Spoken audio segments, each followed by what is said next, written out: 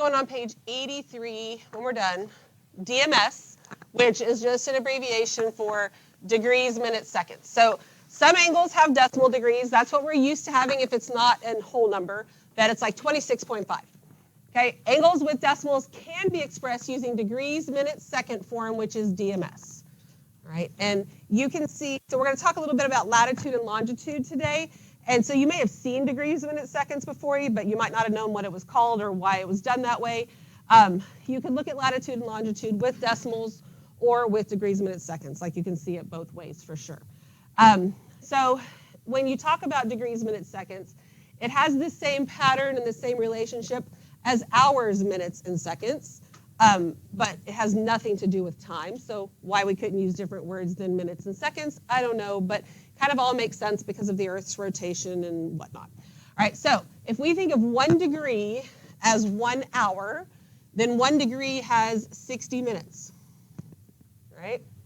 And that means 1 minute has how many seconds? 60, okay? So then 1 degree has how many seconds? Or 1 hour would have how many seconds? All right, 3,600, very good. So 1 degree is 3,600 seconds. Right, all that makes sense? All right, so our symbols then, we know a degree symbol looks like this. Your minutes is an apostrophe, seconds is a quotation mark, which also can be used to denote feet in inches, but it'll be real obvious when it's one and or not the other because of the application of it. Okay, we all good with that? So let's talk about how we convert that, because we've got to be able to convert back and forth. Because when we're doing our math, we need it in decimal form because all the math that we do with calculator, whatnot, it's all base 10, where your degrees, minutes, seconds is base 60, right? So a quarter of an hour is not 25 minutes, it's 15 minutes because that's a fourth of the hour, right? You just go with the 25. All right, so we have 31.875 degrees. That means that when I want to make it into degrees, minutes, seconds, I know I have 31 degrees, right? Then I subtract that 31 off. I'm left with 0.875. And because I want to get it into minutes and seconds, I'm going to multiply that by 60. So in your calculator, do 0.875 times 60. Tell me what you get. 52.5. Okay, so we have 52.5. So leave that looking at you in the calculator. So that means that then I take the whole number part of that. That's 52 minutes. So in your calculator, you can do minus 52. Now you should just have 0.5, right? So we put that, that's our minutes. And then so we have 0.5 left. And then what's 0.5 times 60? 30. Hopefully you don't need a calculator for that, right? And then that's 30 seconds. Okay? So 31.875 degrees is the same as 31 degrees, 52 minutes, 30 seconds. If you have decimals anywhere in here, it's only on the seconds because you take just the whole number part for each one of them. Then this may come out to be a whole number or it may be a decimal, but you would round it to 3 decimal places like normal. Okay, we all good on that? It's super simple to convert these. All right, so let's look at this one. So I have 15.48 degrees. So we're going to have, we know that that's 15 degrees. So then we're going to multiply 0.48 times 60.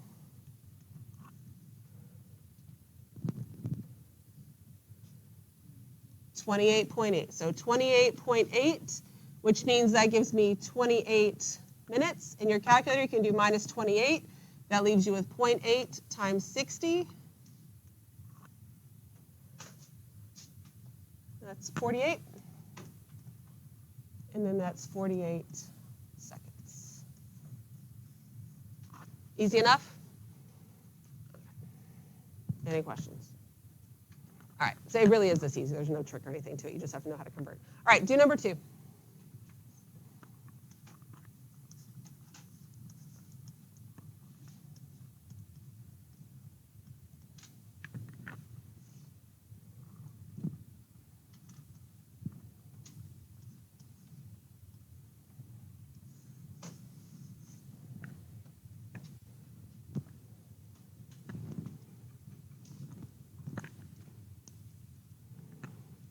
So on this one, it comes out to where you don't have any seconds, and that's a possibility.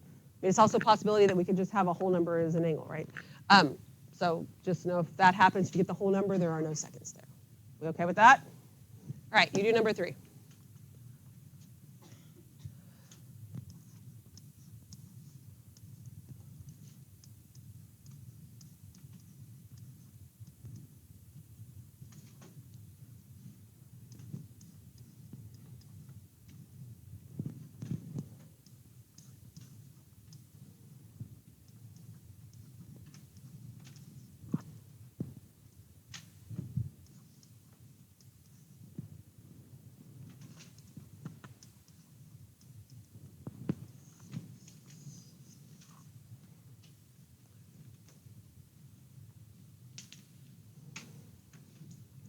And remember, as far as rounding is concerned, yes, you're supposed to be correct to 3 decimal places.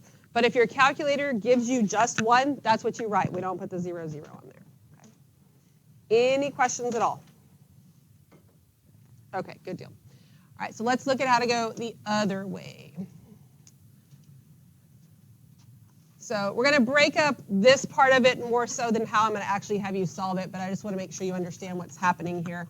So I have 73 degrees, 9 minutes, 50 seconds, and I want to change it into decimal form.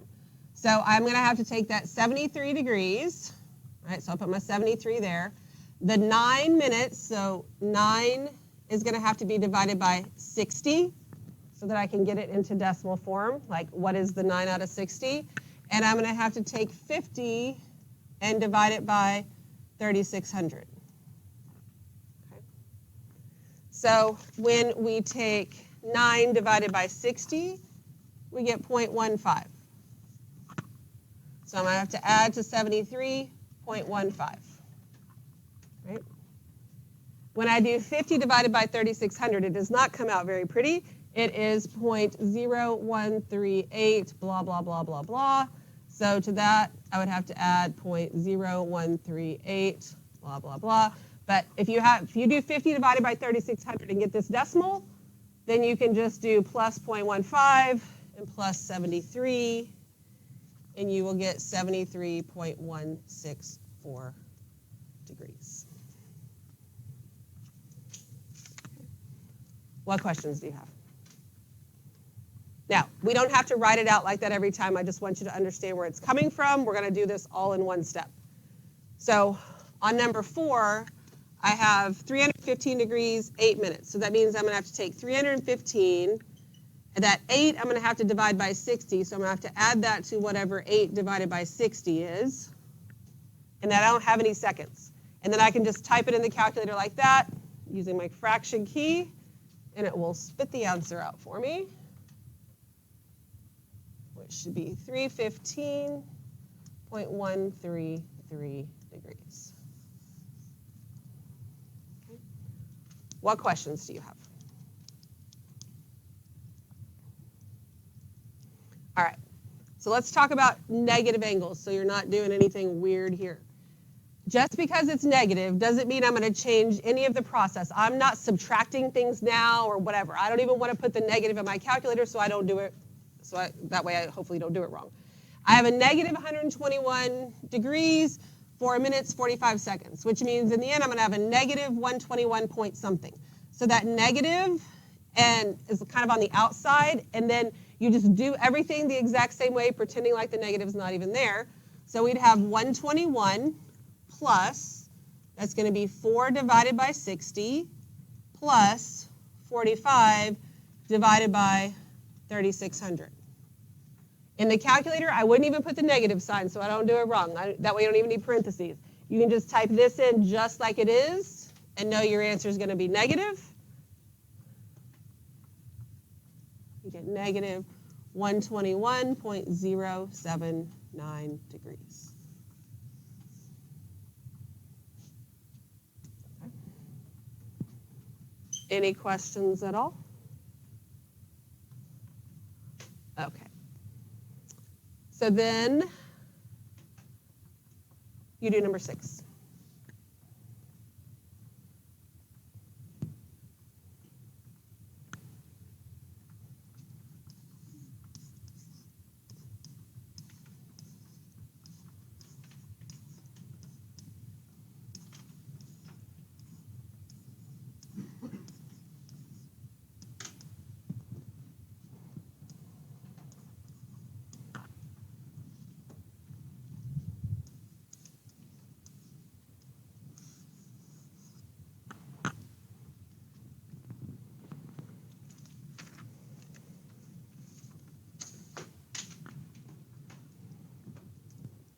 Any questions at all about any of this? Okay, super easy to convert one way or the other. Just make sure you know if you're going to multiply or divide, and it really should make sense whichever way you go. All right, so then I want to show you a short little 3-minute video that talks about some GPS coordinates and whatnot.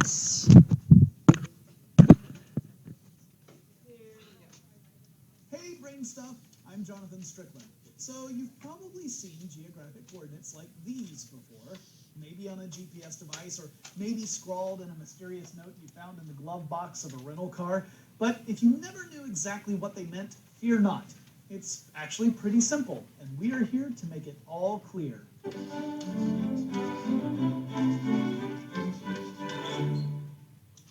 When you see a set of geographic coordinates looking like this, or like this, you're reading latitude and longitude. Latitude represents north-south location, and longitude represents east-west location, usually listed in that order. By combining them, you can pinpoint any spot on the surface of the Earth. These coordinates aren't expressed in units of distance, but in degrees. Why? Because the Earth is a sphere. Imagine a line running from the equator to the center of the Earth, and then another line running from the center of the Earth to the North or South Pole. These two lines make a 90-degree angle. All latitudes in each hemisphere can be represented by drawing a third line somewhere between them. So the equator would have 0 degrees latitude, and the North Pole would have 90 degrees north latitude, and a location halfway between the North Pole and the equator would lie at 45 degrees north. Same thing for the southern hemisphere, except you'd call it degrees south. For more precision, each degree of the Earth's surface is divided evenly into 60 minutes, and each minute is divided into 60 seconds. If you need to get even more specific, you can just add decimals to your seconds. Alternately, you can write the whole coordinate in decimal notation. To do this, we have to convert minutes and seconds, which are base 60, into our regular base 10 counting system by dividing each unit by 60 and then summing them up.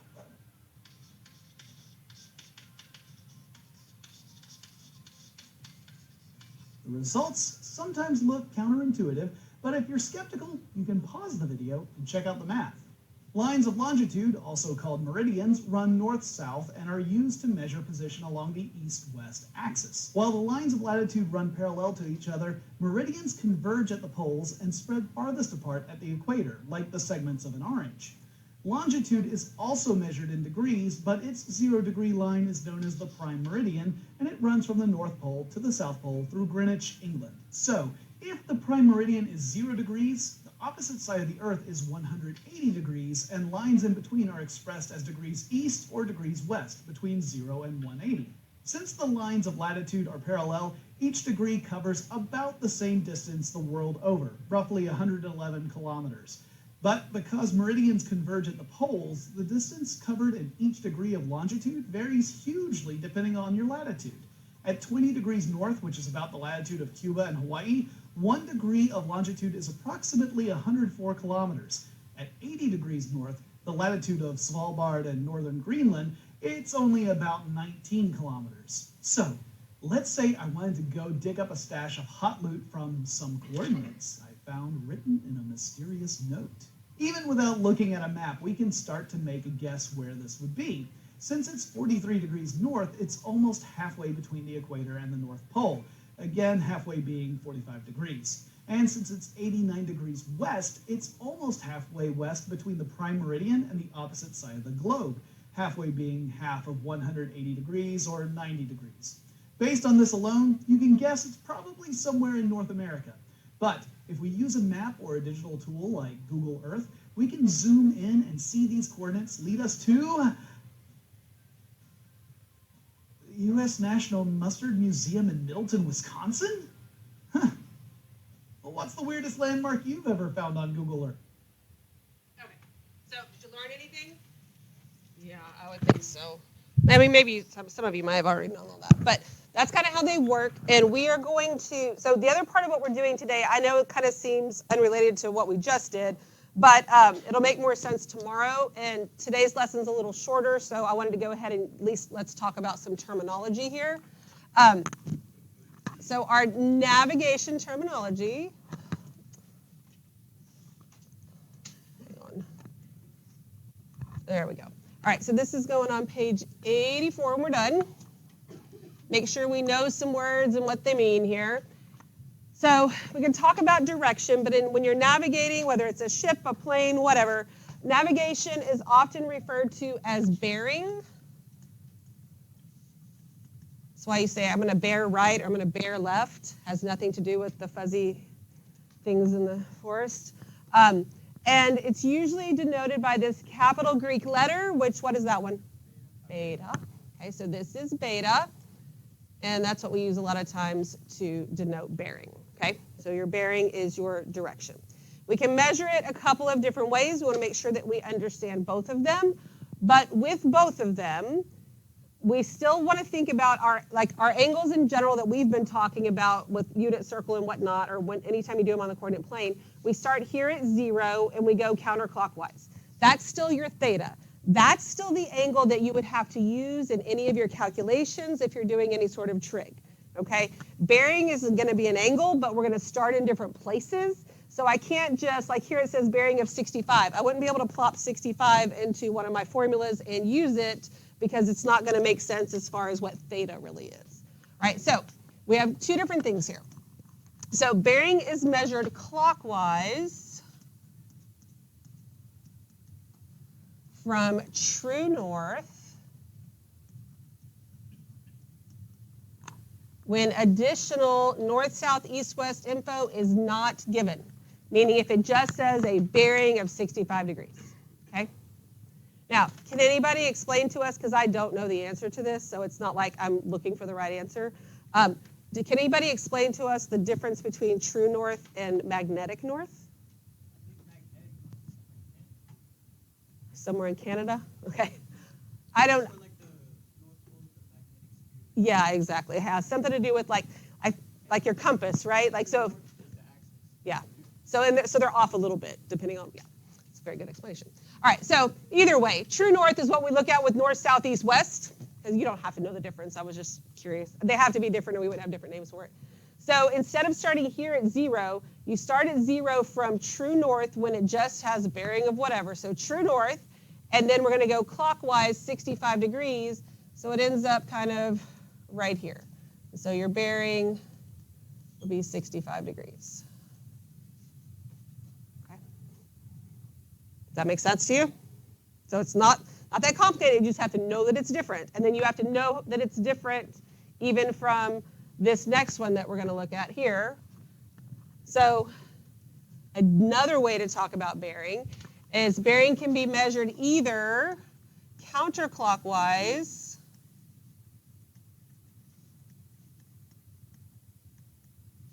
or clockwise when additional north, south, east, west info is given. So you can see kind of what, I think it was, they showed this a couple times in the video, bearing of south 65 degrees east. So instead of just a bearing of 65 degrees, we have a bearing of south 65 degrees east. Now when it's written like this, your first letter is always going to be an S or an N because you always start with north or south, and then the second one will always be east or west. Okay? So bearing of south 65 degrees east means we start basically at the origin. You're going to go south, and then you're going to swing either way, whatever it says. It says east, so you swing towards the east, go south, and then 65 degrees east would look something like this.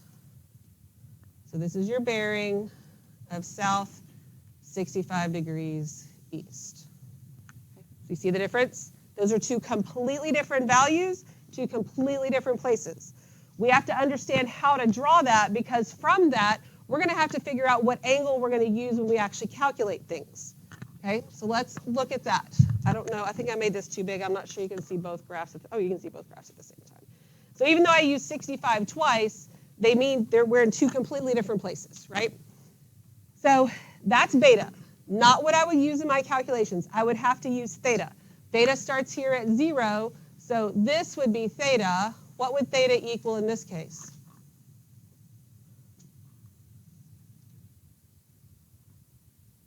How can I find that?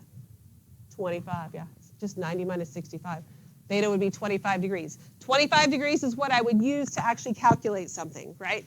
The 65 degrees is my bearing. It's how you would use your navigation instruments and whatnot. All right, so here, I still start at 0. This theta would go like this, right? How can I find theta? Well, it'd be, what is this if I go from here to here? 270, and then I can add that 65.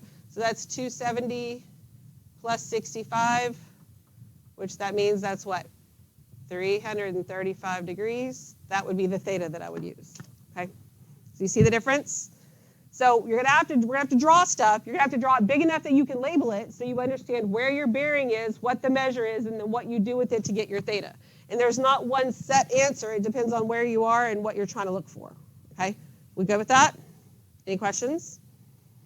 All right, and then we'll talk back through this a little bit tomorrow when we before we actually apply it. So here's some other terms that sometimes will come up. I'm not sure if they'll come up in what we do tomorrow, but it makes sense with all the rest of this. So we have the direction that a vessel is pointed, and then the actual direction. So think about if you were to get in a little paddle boat and you want to paddle directly across the river, right? So chances are pretty good you're not going to get from here directly across to where you're looking for, right? Because the current or the wind or something's going to take you a little bit, right? So here's where I'm trying to go. Here's where I end up. Or like if you're at the beach and you're out in the water and you think you're staying in the same place and then you turn around and your stuff's way over there, right? Because the current took you. All right, so the direction that you're pointed, that is called the heading. That is why we say things like, I'm headed this way. That's your heading, okay? Even if you're in a crowd, you could be heading this way and get pushed somewhere else. The actual direction of the vessel is the course. That's why we say like we're on course or off course. This is the course I took. I was headed this way, but that's the course that I took. Those are the two, that's how they're used differently, okay? We good? Just some terminology and look at bearing. So go ahead and get this stuff put in there.